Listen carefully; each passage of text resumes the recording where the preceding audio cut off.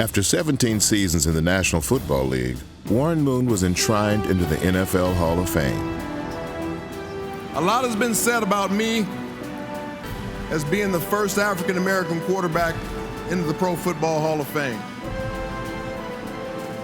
It's a subject that I'm very uncomfortable about sometimes, only because I've always wanted to be judged as just a quarterback. Moon's place in Canton was not earned without overcoming many obstacles and stereotypes that faced black quarterbacks during his era. For a time, Moon was trapped on the sidelines, unable to play the game he loved unless he moved to wide receiver.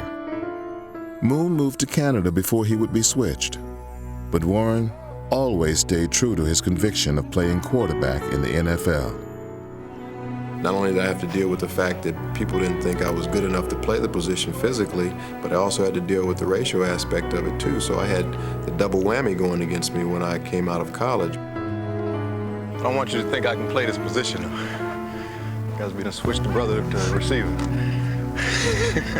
One of the stereotypes against us is that we couldn't lead, that we couldn't think, that we couldn't, read defenses and throw the ball from the pocket. Back goes Warren, looking, fires, caught, touchdown! I think I've been able to overcome those barriers and do things beyond what anybody ever thought I was capable of doing. And I've been productive everywhere I've ever played the game, everywhere I've ever strapped up my helmet. My versatility has also shown that there's a place for that type of quarterback in this game. That place was not always available in pro football. What seems like an afterthought today was not always widely accepted back in the earlier days of the NFL. When I went to Tampa in 1978, it was tough.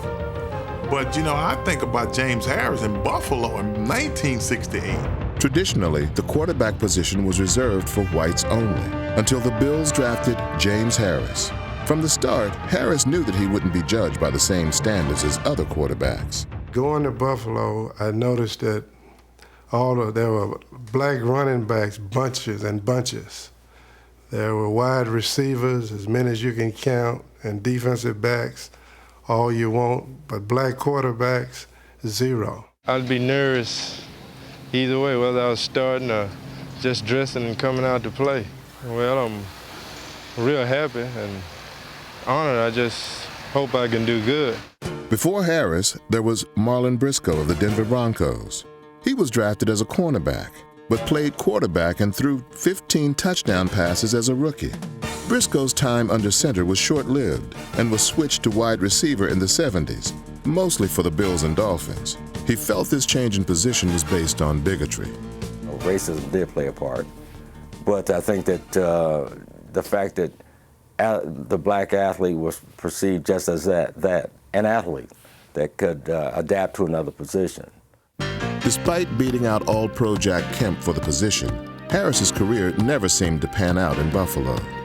During that era, they would always use some reason, a negative reason, to criticize the quarterback. In my case, I was too small, or that I was a runner. In James's case, they said he threw too hard, that a lot of the players couldn't catch his ball. Hey, I caught his ball. Haven Moses caught his ball. We had no problem with catching his ball. Harris got a fresh start in Los Angeles with the Rams, leading the team to 3 straight NFC Championship games.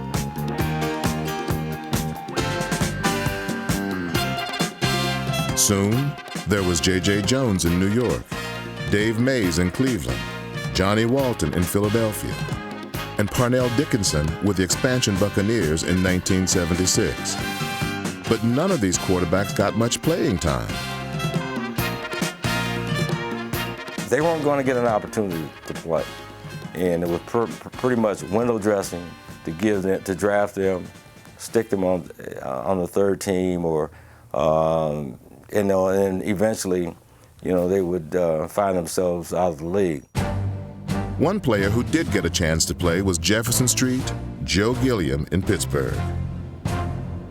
He came because both Bradshaw and Henry got hurt, and Gilliam came on and won the took over the starting quarterback job and did a great job, played really well.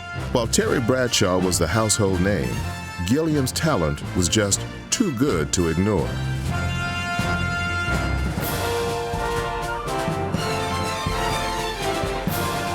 Gilliam's ball was the best ball to catch between Hanratty and Bradshaw. And something about the amount of spin or something. He just loved catching Gilliam's ball.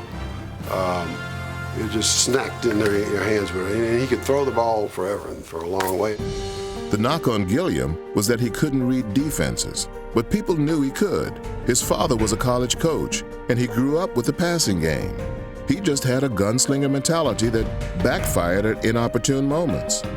Gilliam's game wasn't exactly a Pittsburgh type of game, I guess. So he had a lot of pressure on him, and I think he had sort of parental pressure, and he had team pressure, and he had town pressure, and he just couldn't deal with it. Despite starting off with a winning record in 1974, Gilliam was benched in favor of Bradshaw, and unlike Harris, he never recovered from the demotion. By 1975, Gilliam was out of football.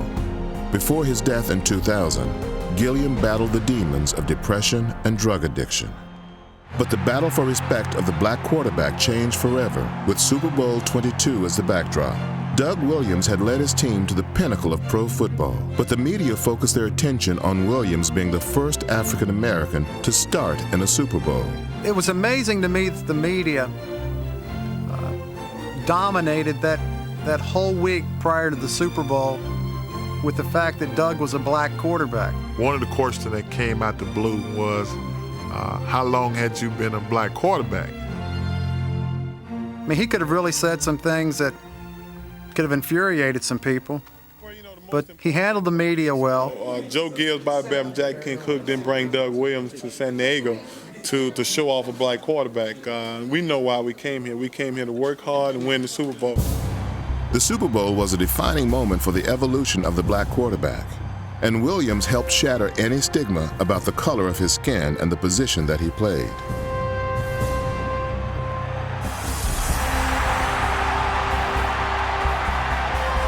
Touchdown, Washington Redskins! You're watching history.